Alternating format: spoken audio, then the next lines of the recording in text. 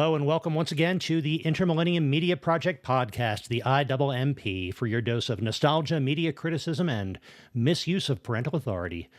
My name is Matthew That's right.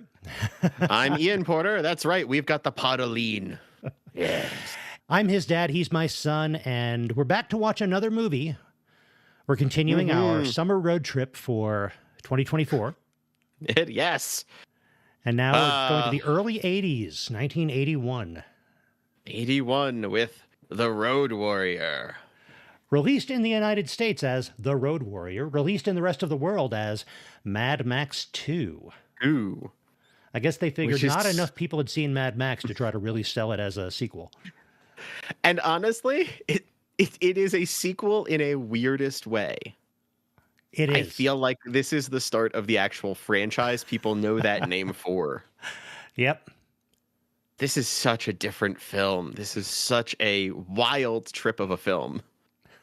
But it's also still very much a gasoline and engines version of fantasy stories I feel we've already seen. Conan, once again.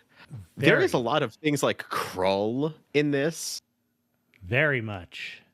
Yeah, this is a kind of mythologized story of grand champions of different things. Right. If the first movie was cops versus bikers in a society in decline, this one, first of all, it seems like in between there's been a nuclear war that turned everybody into professional wrestlers.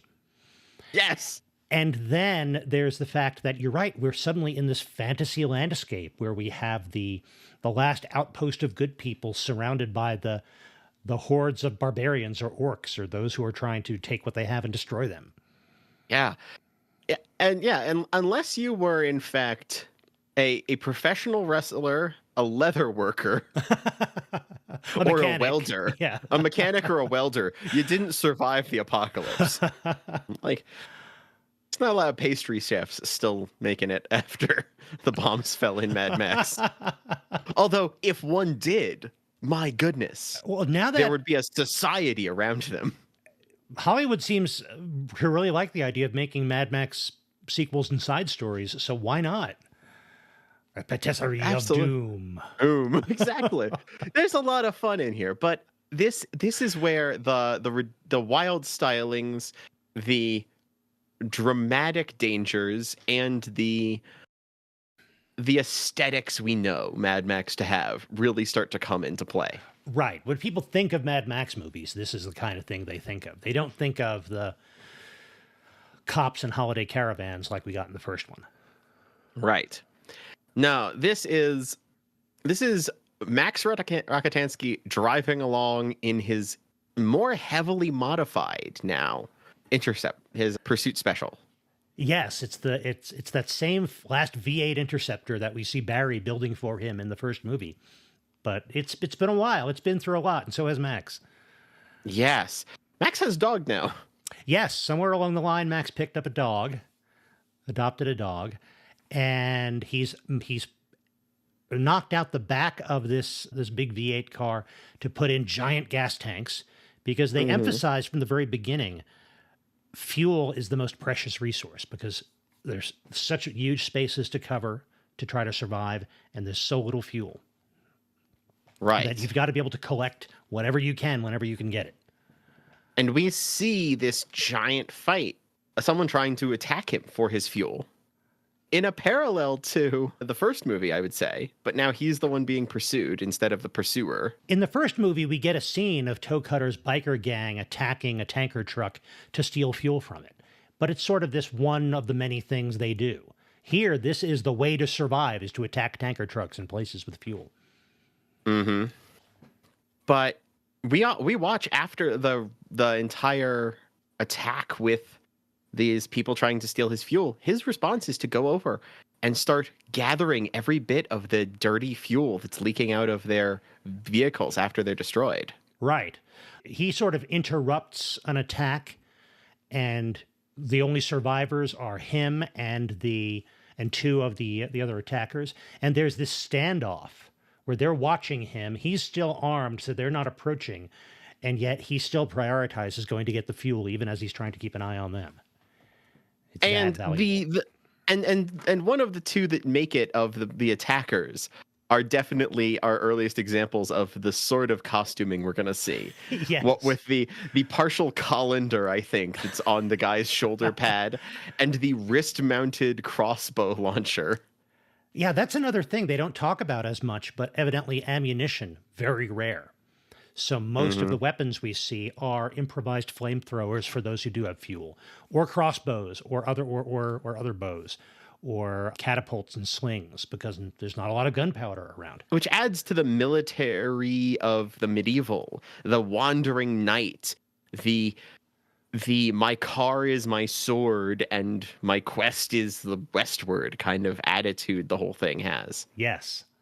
All of these things, the fact that fuel is rare and precious, the fact that guns are really not a thing anymore, except for the few that are around, are super important. It moves everything farther away from recognizable 20th century civilization, which also, as you say, means moving back to a more medieval sort of ethos. But we get an early example of just how quiet and effective Max is through all of this. Max just decimates them, scares off a guy with a crossbow, grabs what fuel he can to add to his giant tanks, and goes on his way. And he finds an abandoned helicopter, gyro? Yes, it's this little auto gyro type thing, a tiny ultralight with a lifting prop and a thrust prop on the back. It's either cobbled together or jury rigged to maintain it and keep it running. But it's this bizarre little contraption just out in the desert, covered in snakes. Yeah, but when he goes to try to gather fuel out of the fuel tanks of it by taking one of the snakes off, he is ambushed and not for very long held at knife point. He very quickly gets the one up on his assailant. Thanks to both his warning about the booby traps on his gas tank and his dog. I admit, maybe it's because I've watched the show of it recently and such. There's a lot of fallout that is inspired by this kind of moment. Yeah. And right down to the moment where he obtains a quest line from talking to this guy after the attack. Yep. Like I've played enough video games of this type that like I could just see the like quest, go check out the settlement pop up over his head. Because suddenly the guy who attacked him, who owns the gyro, is telling him all about that there's this outcropping where they're still drilling. Right. Don't kill me. I can tell you where there's gas. They're pumping fuel, they're pumping oil, they're refining gas as much as you want. Gallons and gallons. Mm-hmm. But just keep me alive and I'll show you. And Max kind of just says, I don't even remember if he says okay. He doesn't speak much. He says so few words. Right, especially in this first third of the movie or so. Mm-hmm. But next thing you see, the gyro captain has led him to a place where they can see, out in the middle of nowhere, this tiny oil pump and refinery. In chains and handcuffs. Max doesn't trust him. He does cuff him and keep him restricted. But right. There's this refinery out there, and it's being assaulted? Right. It's under siege. There are this gang in vehicles and bikes surrounding it and threatening it and harassing it over a loudspeaker. And meanwhile, the people who are in the little fort that is the refinery are defending it they've built walls and battlements, and they've got flamethrowers and giant crossbows and are holding off this siege. But it is very much a siege. No one's getting in or out.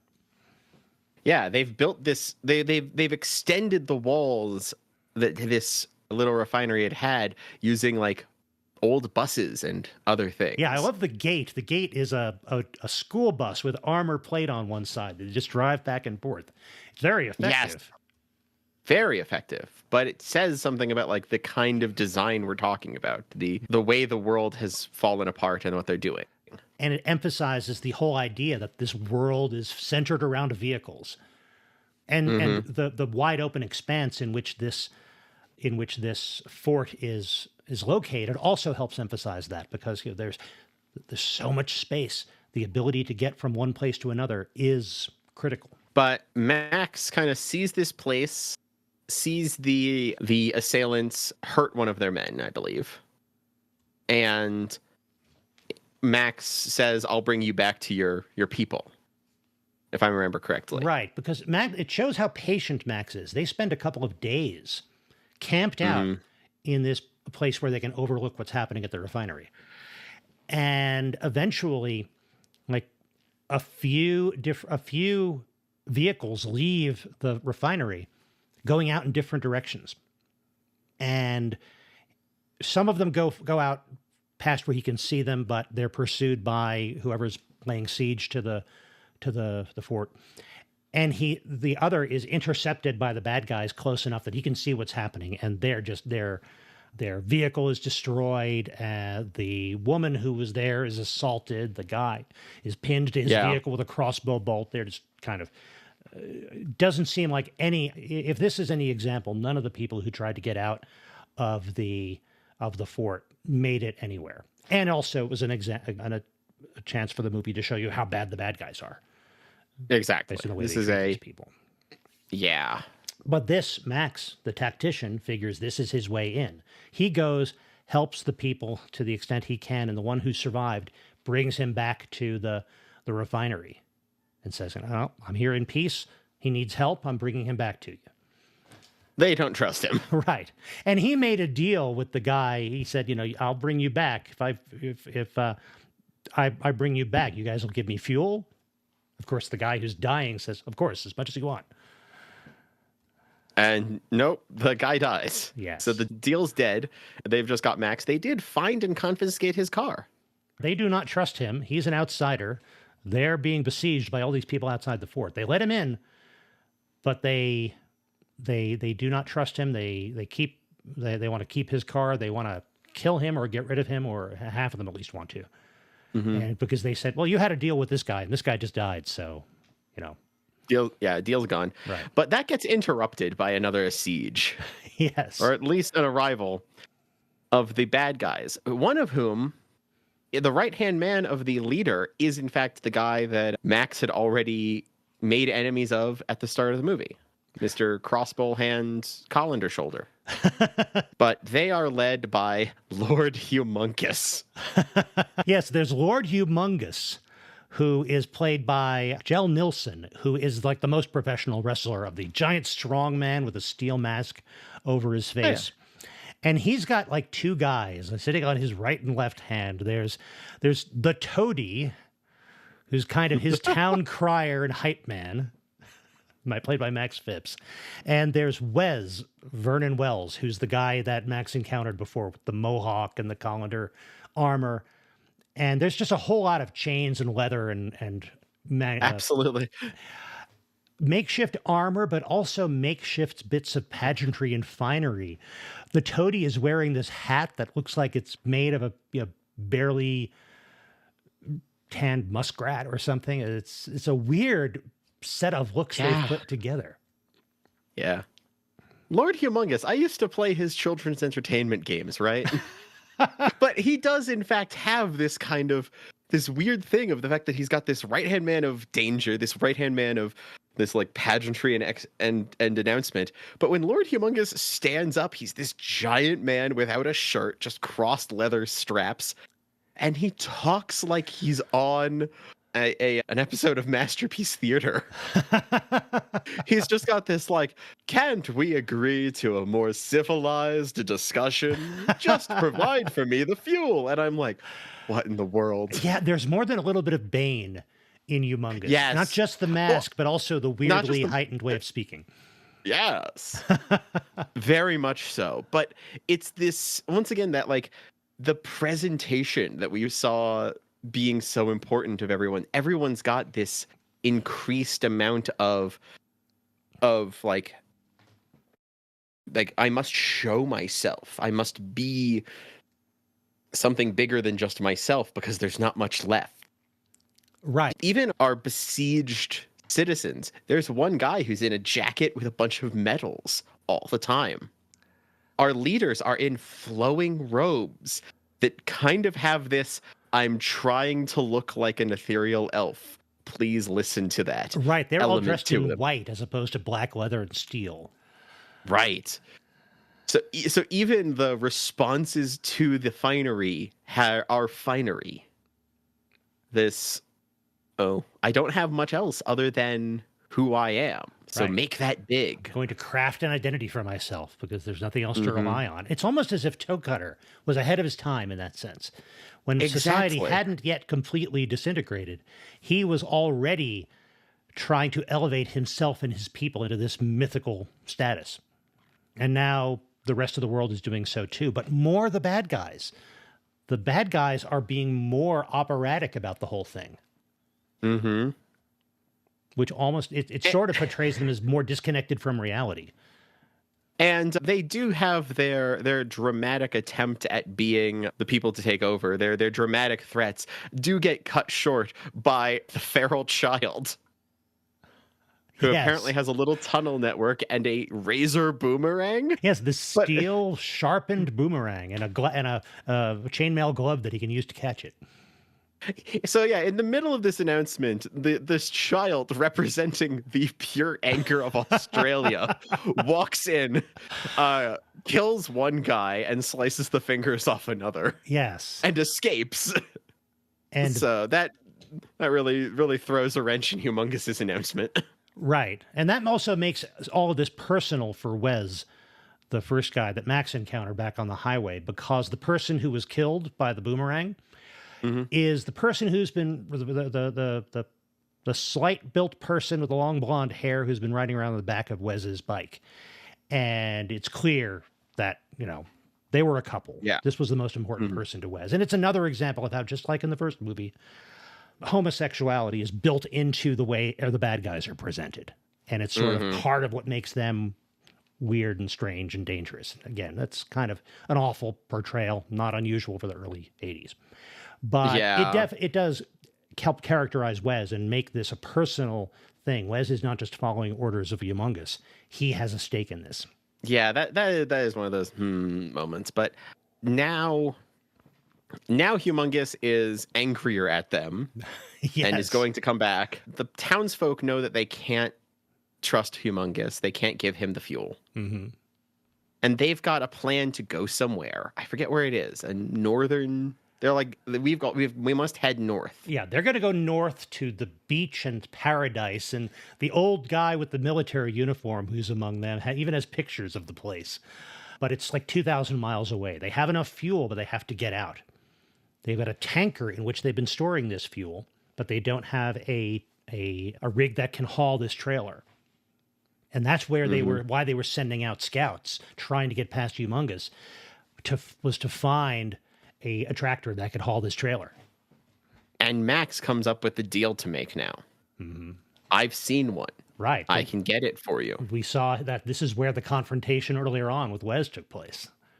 Mm-hmm. So if I can get you that, you'll fuel up my vehicle and I'll go off on my way. Yep. You give me some diesel fuel and some high-octane gasoline. I will go get this and bring it back, and you give me all the gas I can carry. And he makes this deal with Papa Gallo, who is the leader of the people at the refinery fort. Yes. And this fact, I don't exactly know where the name Papa Gallo is from, but the most fun thing on Wikipedia is in the Wikipedia entry near the top for Mad Max 2 is, Papa Gallo redirects here. For the ice cream brand, see Papa Gallo ice cream. So apparently there is an ice cream brand called Papa Gallo. Looking it up, the Papa Gallo means parrot in Italian. Oh, okay. It's a cool name. Cool name. Yeah. I also do appreciate that Mad Max 2 gets the redirect first. Yes. That just says something about where this is in cultural prevalence. It's like, no. You're looking for that, ain't you? Right. Oh, you're looking for ice cream? Okay, weirdo. You're over there. Once again, Mad Max and going off to get ice cream turns into a weird problem. Okay, so it is a petroleum and ice cream based civilization. Yes. Max heads off. They don't quite trust him, but Max says he'll do it and starts on the journey. He's this wandering knight taking up the needs of the people of the town. Yes.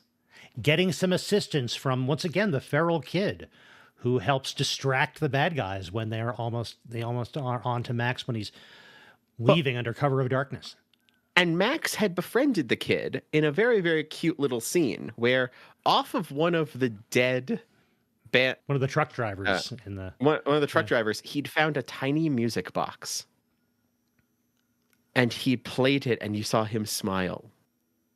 And then when he sees the kid, he plays the music box for the kid and gives it to him. And the feral kid is like, oh. Because we never quite understand where the feral kid came from, whose kid, why feral, what's going on here. But there's something of Max as this bringer of this tiny example of society. Right. The one, like you said, the one little tiny glimmer of a smile we ever see on Max is when he's standing there outside the destroyed truck playing this tiny music box machine. Mm-hmm. Just a little tiny bit. Reminds him of what once was. And the little feral kid never knew any of that. This is like magic as far as he can tell. Exactly. But the feral kid helps out. Max goes off to go get the semi-truck. With the help of the gyro captain. That's how he gets to the truck. Yes. That's why he needed the gasoline to fuel the copter so the gyro captain could fly him to the truck. Because it was the safer way. That's right. And it makes it there, but it's not a smooth trip. Right. Getting this car in through the siege into the fort, into the refinery is tough. Mm-hmm. And that's another really powerful action scene, both the moving through this siege, some of the besiegers making their way into the fortress, as Max does with the tractor, and they're a big fight inside the fort. Very cool. It's very cool. And it's one of those things where there's a lot more just action and a lot less narrative. Yes. But the action is moving stuff forward. Right. It's all in service of the story. And it's a much more straightforward story in many ways than, say, the original Mad Max was. Nothing happens by coincidence. Everything is driven by events and by character decisions. It has that sort of role-playing game feeling of trying something, rolling to see if it happens, getting it through. It fits that style well. Yep. But Max, having succeeded, is offered, do you want to join us as we head to the north? Right. You're Max a good says, driver. No. You should drive this with the tanker. Yeah. Nope. Deal's a deal. I'll take my gas and go. Fuel up the Interceptor and I'll head on out. Hmm. And he does. And the feral kid wants to go with him so bad. The feral kid is just fixed on him now and tries to stow away on the Interceptor, and Max kicks him out. I'm sure it's not overemphasized, but there are ways in which this kid reminds Max of the son that he lost. Yes. So much. So Max attempts to escape in the Interceptor, according to their deal, and does not make it. No. Because, of course, he is pursued by Humongous and Humongous's people. Just like anything else leaving the refinery is. Yeah. And at the same time, also, Humongous's group has already had their butt kicked by Max at least once. Yes. Has seen Max give the people what they needed to escape. And is leaving. Max's track record of making local gangs angry at him is 2 for 2 or more. Talking about Humongous's reaction to this too, it reminds me of what we were saying about firearms and how rare they are, how rare the ammunition is. I believe the only firearms we see in this movie are Max has this sawed-off shotgun. Yes. We had a couple of shells. And Humongous has this beautiful pistol with an optical scope, and it's in this presentation case. And the presentation case has a bunch of spots in it for the ammunition, for the rounds, for this beautiful revolver, and there aren't many of them left. Like, the only two people with these mystical weapons are Max, our hero, and Humongous, our magical bad guy. Exactly. And they crash Max. Yes. They crash the Interceptor. We see the Interceptor totaled and rolled. And the saddest moment is they kill Max's dog. They do. They do. They have their anti-save the cat moment. In case you were wondering how bad these bad guys were, not that it was in any doubt after what we saw them do with the people trying to escape. Yeah, they kill the dog. They try to steal all the gasoline out of the Interceptor because there's a lot of it. And that blows up the crier, if I remember correctly. Because, the toady is trying to open the gas tanks, but the booby trap that we had seen before does its job and blows up the Interceptor. And Max is left for dead, except that the gyro captain comes for him. Yes. Brings him back to the refinery where they patch him up. They care. And already, various other times, the gyro captain has been talking to Max and saying, hey, we're a great team, aren't we? Can't split up this wonderful team. And it's funny that after the gyro captain flies him back to the rig, the tractor, so that he can drive it back to the refinery, and he finally gives the gyro captain the keys to the handcuffs that he's in, to the shackles he's in, and says, go wherever you want. The gyro captain goes back to the refinery. He just doesn't go off on his own. He cares about these people too now. Yes. And they seem to be for him. But now Max is back and Humongous is angry because Max is alive. And Papagallo and his people are getting ready to leave. They've apparently got a plan because we don't hear the details of the plan. It's just Papagallo saying, okay, we're moving out tonight. You guys know what to do. Get everything ready.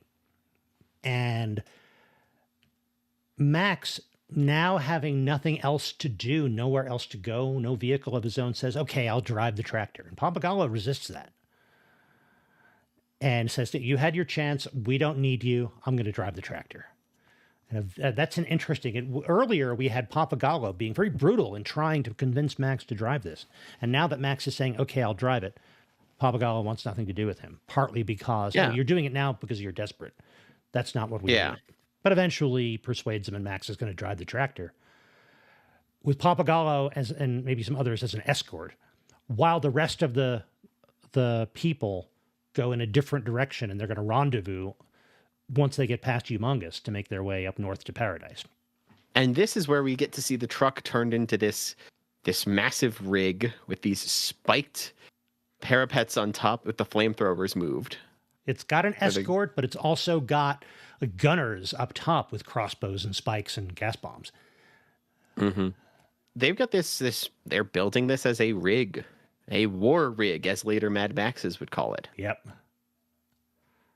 But this giant race fight between all of Humongous's armies and all of their bikes and all of their weapons versus this tanker is so iconic. And there isn't a whole lot of defense for the civilians who are going in a different direction, but that kind of makes sense because what is valuable is in this tanker. This is what Humongous wants. He doesn't care about the people. They're going to die in the wilderness anyway, probably.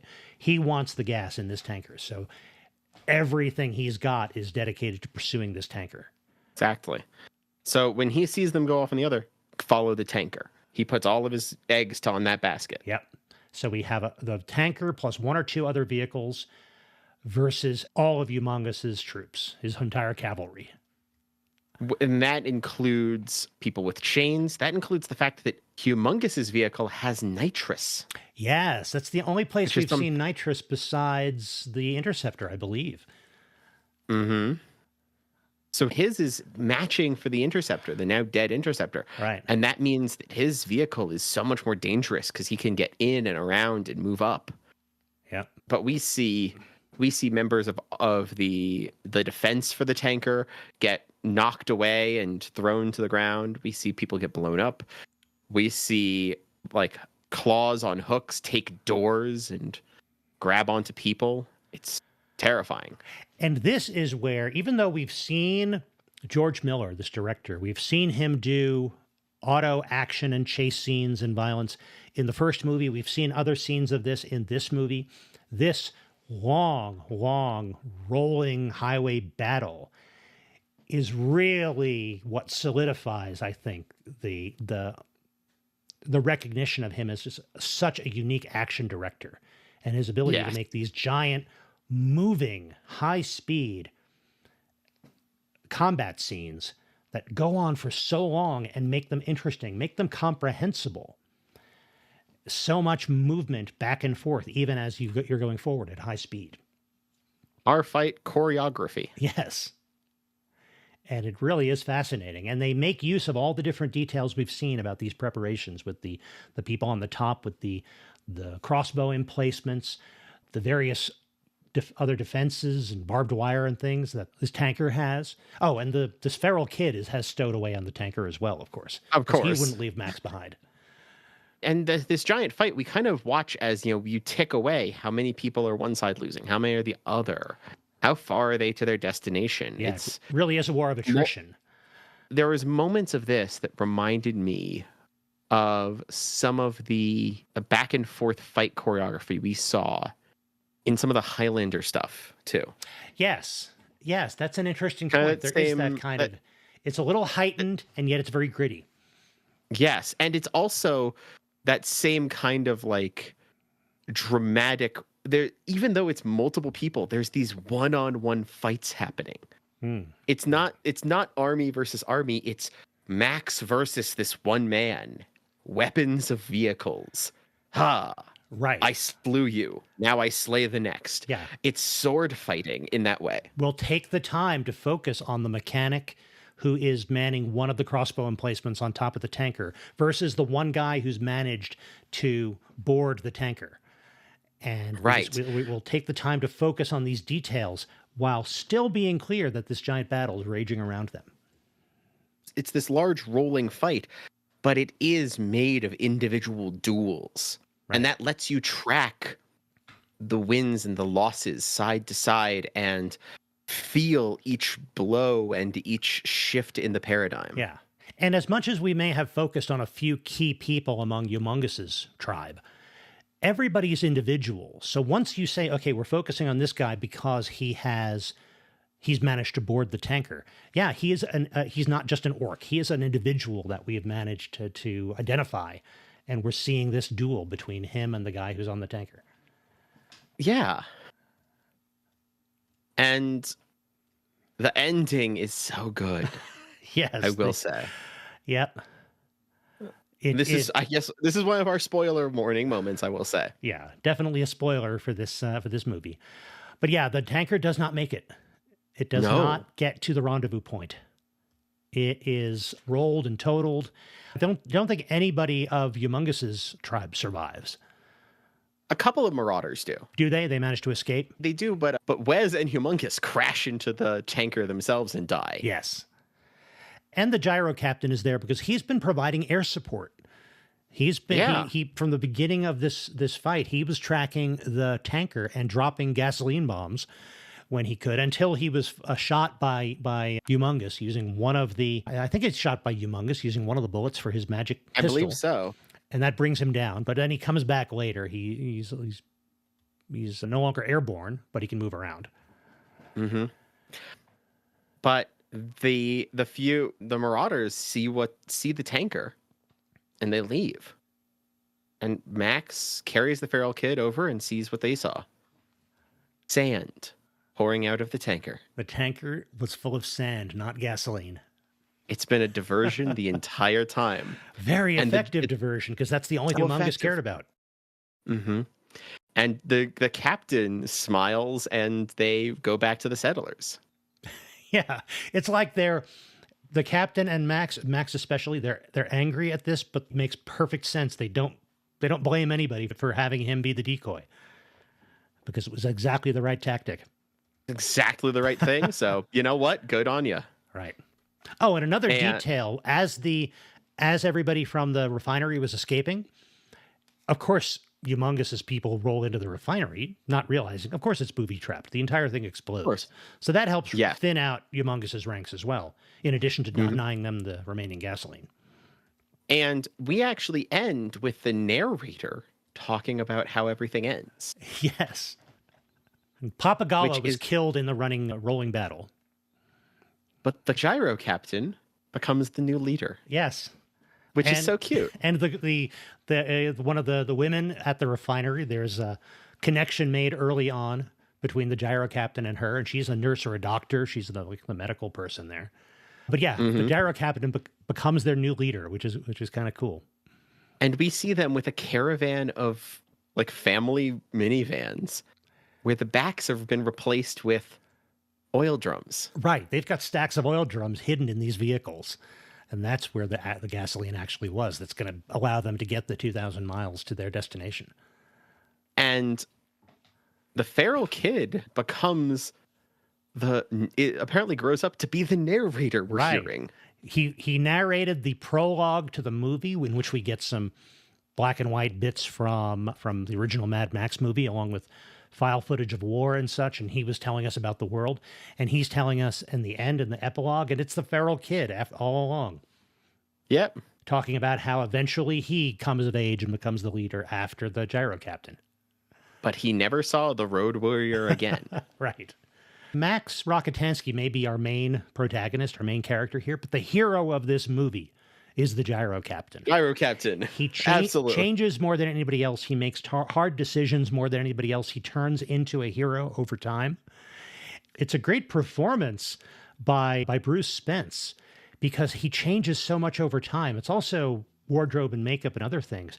But over time, he starts as this sniveling, scrawny trickster, defending his gyro with snakes and talking in this weird, chittery way. And over time, he stands a little bit straighter, gets a little bit taller, speaks a little more clearly.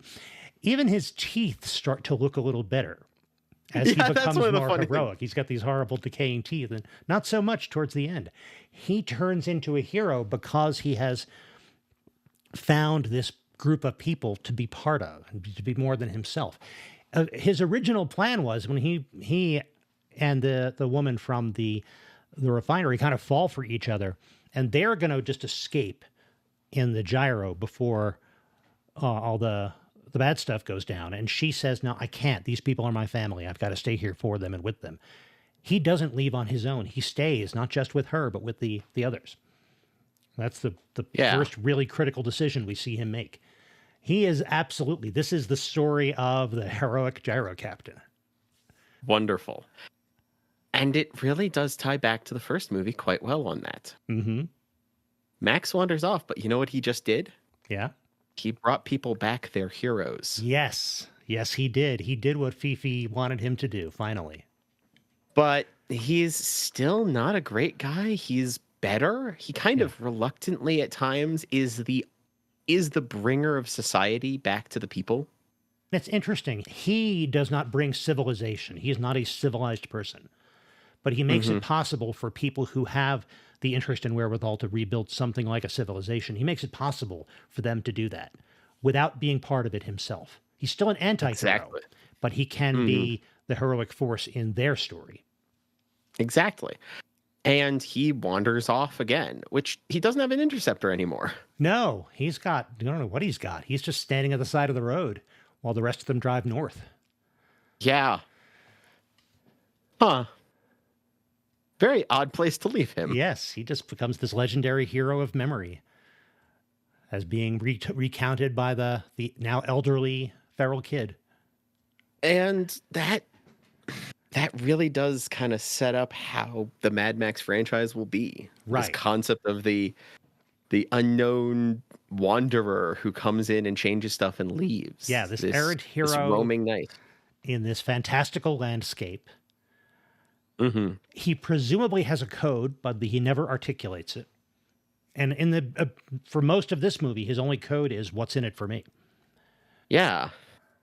So, even with those things left unclear about our ostensible main character, it's a weirdly satisfying movie because we get that resolution, we get the hope at the end among the people who are heading north. We get the fact that they were clever and effective in using Max's assistance, using him as a resource to use up, but they don't treat him any worse than he was treating them in many ways. And he understands their decision, I think. Yeah. He kind of respects them on that. And if the gyro captain was able to get back together with them and rendezvous with them and head north with them, Max could have as well, Mm-hmm. but apparently chose not to. I almost get the impression that the more time Max spends around people, the harder it is for him to not think about people. And Yes. thinking about people is painful for him. Yeah, he's wandering because it's the place where he doesn't have to change. Right. And Papagawa kind of calls him out about that. You're no better than them if you're just out there. You can join us and be part of something bigger, or you can be an animal in the wilderness, just like Humongous and his people. Mm-hmm. In some ways, he's more feral than the feral kid in the end. Yeah. Because the feral kid is this parent leader who's telling this story in the future, but Max is still Max. And the feral kid is kind of following primal impulses, not having learned anything yet. Mm-hmm. Max has made choices. Exactly. His choices are what have led him to where he is. I think we might be heading towards our final questions. I believe we are. Yep. So, well, stay tuned for those final questions as we talk about the fate of Mad Max and the Road Warrior. But in the meantime, if you are enjoying the IMMP podcast, if you'd like to support the podcast, you can do so on Patreon, or you can do so by shopping at our shop for delightful things like coffee mugs and T-shirts. And you can find out about all of this at IMMProject.com. Also at IMMProject.com, you can get more of the Inter-Millennium Media Project, all of our back episodes. If you follow that link on Patreon, the Patreon can also get you bonus episodes. Excellent stuff. And also, we would love to hear from you. What do you think about The Road Warrior? How does it compare for you to the other Mad Max movies? You can contact us on the Discord or on the contact page, all of which, again, you'll find at www.immproject.com. And Ian, where will people find you? I can be found online as Item Crafting, be that itemcrafting.com, Item Crafting Live on Twitch, or Item Crafting on YouTube. And you can find me at bymatthewporter.com, where you'll find links to anything I'm doing and other places I've been. And you will also find me on YouTube as By Matthew Porter, where you will find some travel videos and the Draft House Diary, reviewing every one of my visits to an Alamo Draft House cinema. So, back to Mad Max 2: The Road Warrior. Final questions. Screen or no screen? I say screen. And I say screen just because this is such a wonderful stylized thing. We were kind of commenting about the people's uniforms, but they've got fun with stylizing the words. Gasoline becomes guzzling, yes. Which has this implication. There is, and it's kind of odd as an American viewer to find out what parts are Mad Max and what parts are just Australian. Yes. But this is such a stylistic movie, and it's in Mad Max 2 and the later films are so much part of cultural reference fodder that I say this just as you've got to screen it, because there's so many other things you'll be able to get reference of if you know what they're calling out. Yes. Even within itself, there's design elements that the later Mad Max movies pull from these in odd ways. There's people strapped to the front of some of Lord Humongous's vehicles. The fourth Mad Max movie uses that as a plot point in a completely other way, but the visual indicator of it is a callback, not a reference in the same way. And it's so fascinating to see that. Yeah, there were so many things in these first two Mad Max movies that I hadn't realized were being referenced back from Fury Road. The people strapped to the front of cars, like you said. The use of pole vault techniques to board vehicles and the like. They heightened that so much in Fury Road, but it all comes back even to the original Mad Max. And you're right about how much of a reference point and how much of a touchstone this is. Even personally, this was such a touchstone. This made How did such you an first see this? This one, I think I just saw this when it showed up on HBO a few years after it released, a couple of years after it released in theaters. And then I watched it many times when it was on HBO, mostly for those action scenes and those driving scenes. Even back then, I loved car movies and high-speed chases and things. But other parts about it, just the world building was fascinating. And I was trying to figure out how these fit together world building wise. I will admit, there was a time, probably a few years, when I could not sit down in my 4-cylinder Chevy Chevette, getting ready to go drive somewhere, when I didn't sit down and then say to myself, the lost of the V8 Interceptors. Because I just love that little tiny speech by the mechanic there at the refinery, speaking so appreciatively about Max's car when they take possession of it, and how it is the last of the V8 Interceptors and all this cool stuff it's got. I love that. Oh, yeah. There's so many things there. I think it's a worthwhile movie to watch. It's a good action film. You don't actually have to have seen the first. You don't feel like you got to go see the third or anything else after. It's self-contained and excellent. Right. Even if you are just going to see those first two movies, I'd probably recommend what you said in our prior episode, which was watch the first one second. Watch that as a prequel. First, get into the ones with the bigger drama, the more mythologized setting, the heightened operatic storytelling, and then go back to the cop show that was the first one. Yeah. But yes, I definitely say screen. Mm-hmm. And that brings us to our second question, which is revive, reboot, or rest in peace. Putting aside what else was done, maybe. How do you feel about this movie? Mad Max kept going. I don't feel like, I think this one is a rest in peace because I don't know where else to go. I don't want to follow the people and the gyro captain. The fact that we don't is important. Yeah, that's a good point. There's a little bit of me that thinks, oh, I want to see what happens when they get where they're going. But maybe I don't. Maybe the point is once they've survived this, life can be more normal for them. There isn't a giant story to tell.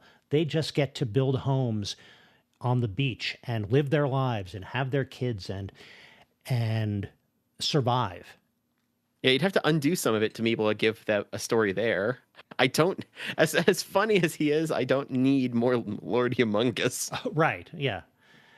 And so, yeah, we can, as far as the survivors are concerned, we can appreciate the fact that this was the worst thing that's ever going to happen to them, and the rest of their life's going to be okay. Not easy, but okay. And then for Max, I can go either way. Clearly, they've set it up where he is a knight of the wasteland, which means he's got more adventures ahead of him. Do I need to see them? Well, maybe, maybe not. If you've got a really good story to tell, I'll listen to it. But I'm not looking for a sequel at the end of this movie. Yeah. So I think it's a rest in peace from me. And as far as George Miller's filmmaking, this movie delivered on the promise of the more smaller scaled Mad Max 1. So I felt more satisfied by this movie and would have been happy to leave it here. So yeah, I would have said, just taking this movie, I'd say rest in peace. It's a fine little thing all on its own, and I'm excited that there's more. It's always fun, but it's not needed. Right. Because it didn't rest in peace, did it? No, it didn't. It kept wandering. Yep. It kept wandering, and then it went beyond. And I think that means our road trip is not at an end. Think not. We still have enough gasoline to get a little farther. I believe we do. Huzzah! Well, that will be fun. That will be. So I hope you'll join us, listeners, in a couple of weeks when we continue our journey and bring you back more tales of media from the 20th century. In the meantime, go find something new to watch.